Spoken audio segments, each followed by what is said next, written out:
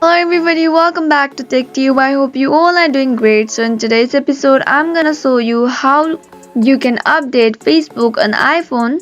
So to get started, what you gotta do is click on your App Store application. Now in the search box, type in Facebook and check if the update button is there or not. If yes, or if it is available, click on update. And now wait for a while to your Facebook to be updated. Once it's done, then you will be successfully able to update your Facebook on iPhone. So I hope you found the video to be helpful. If yes, please do not forget to subscribe to our channel and also press the notification bell for more updates. I'll see you again in next video. Goodbye till then.